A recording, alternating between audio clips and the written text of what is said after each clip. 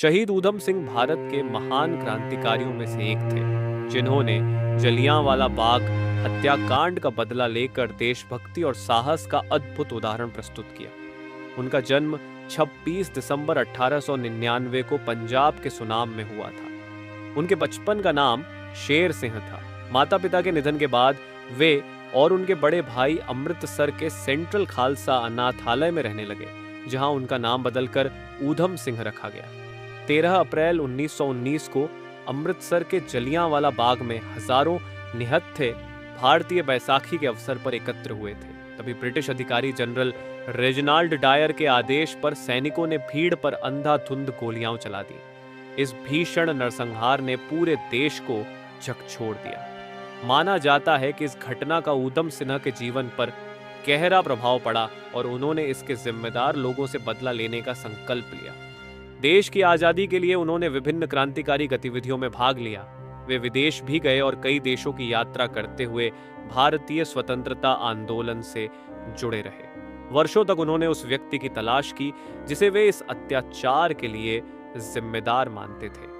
13 मार्च 1940 को लंदन के Caxton hall में आयोजित एक सभा के दौरान ऊधम सिंह ने पंजाब के पूर्व लेफ्टिनेंट गवर्नर माइकल ओडवायर को गोली मार दी।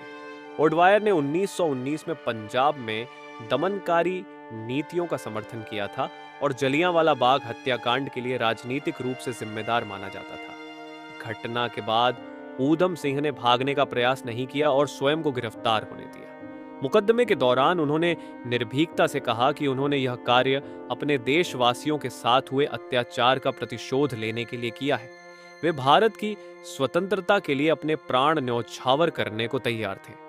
ब्रिटिश अदालत ने उन्हें मृत्यु दंड की सजा सुनाई। 31 जुलाई 1940 को लंदन की पेंटनविल जेल में ऊधम सिंह को फांसी दे दी गई। उनकी शहादत ने भारत के स्वतंत्रता संग्राम को नई प्रेरणा दी। बाद में 1974 में उनके पार्थिव अवशेष भारत लाए गए, जहां पूरे सम्मान के साथ उनका अंतिम संस्कार किया गया। ऊधम सिंह का जीवन साहस, देशभक्ति और न्याय के प्रति अटूट समर्पण का प्रतीक है। उन्होंने यह दिखाया कि अन्याय के विरुद्ध संघर्ष करने के लिए अडिग संकल्प और निडरता आवश्यक है।